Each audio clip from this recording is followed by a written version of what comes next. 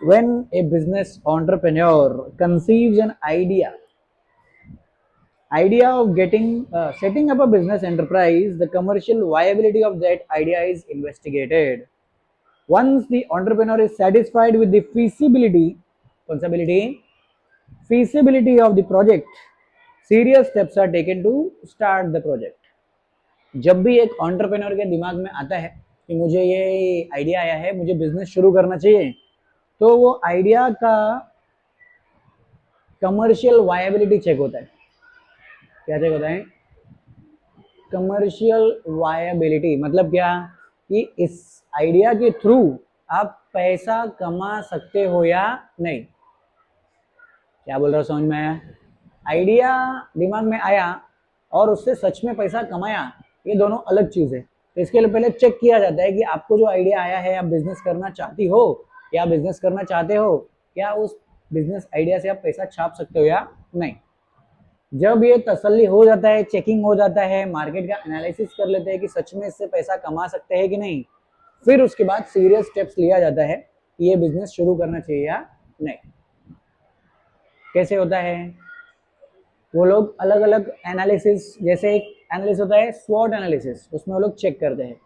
फिर उसके बाद बारी आती है इन्वेस्टमेंट की. किसकी बारी? Investment. The first and foremost step in business is to take decision on the amount of capital requirement to start and run the business. सबसे पहला सवाल कि बिजनेस चलाने के लिए क्या करना चाहिए, वो सबसे पहला सवाल क्या है? कितना कैपिटल चाहिए बिजनेस को शुरू करने के लिए, और जितना पैसा आपको चाहिए वो पैसा कहाँ से आएगा. ये होता है फर्स्ट एंड फॉरमोस्ट क्वेश्चन. तो पहला सवाल, this task has to be perform with utmost care. Business शुरुआत करने का ये पहला स्टेप, पैसा किधर से आएगा और कितना आएगा, इसको बहुत संभाल के परफॉर्म करना पड़ता है. अगर आपने पैसा कहाँ से लाओगे ये चीज को बरोबर से इवैल्यूएट करके सेटअप करके नहीं देखा, तो बाद में आपको बहुत प्रॉब्लम फेस करना पड़ेगा. अगर आपको आइडिया में दम लग रहा है और आपने मार्केट से पैसा उठा लिया, लेकिन आपने इंटरेस्ट बहुत ज्यादा एग्री कर लिया कि पैसा मेरे को दे दो, मैं 30% इंटरेस्ट दे दूंगी, तो क्या होगा? बाद में आपका प्रॉफिट मालूम पड़ा 10% ही है, लेकिन ब्याज आपको 30% देना पड़ रहा है.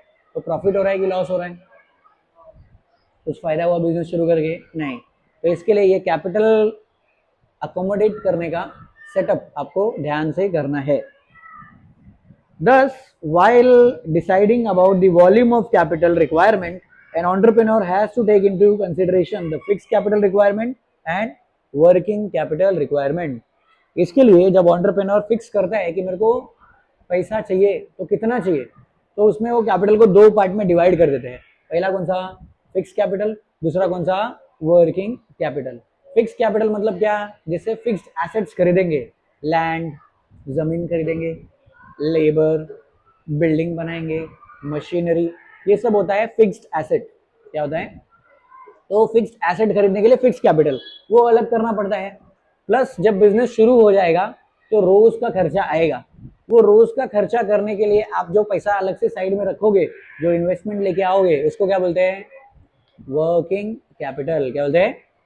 तो फिक्स कैपिटल, वर्किंग कैपिटल, ये अलग से डिसाइड करना पड़ता है. और ये जो सेटअप होता है कि फिक्स कैपिटल कितना, वर्किंग कैपिटल कितना, ये दोनों मिला के जो टोटल कैपिटल रिक्वायरमेंट है वो किधर से आएगा, ये डिसाइड करना, इसको बोलते हैं फाइनेंशियल प्लानिंग. क्या बोलते हैं? क्या बोलते हैं श्रेया?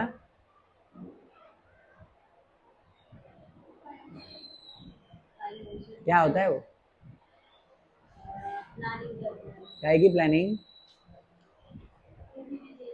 किसी भी चीज की. फाइनेंशियल प्लानिंग में किसी भी चीज का प्लानिंग करेंगे. चलो लोनावाला घूमने के लिए जाते हैं, ये फाइनेंशियल प्लानिंग है.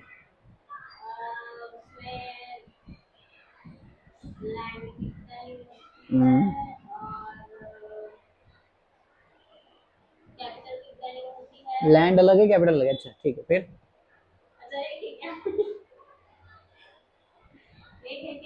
देखो दो टाइप का कैपिटल रहता है, फिक्स कैपिटल. नहीं, ठीक नहीं है. फिक्स कैपिटल और वर्किंग कैपिटल. फिक्स कैपिटल अलग, वर्किंग कैपिटल अलग. दोनों चीजें ध्यान से सुनो, ये बाद में पढ़िए. दोनों चीजें साथ में मर्ज करके बनता है कैपिटल, और इसी कैपिटल को कहाँ से आप लेके आओगे उसके प्लानिंग को बोलते हैं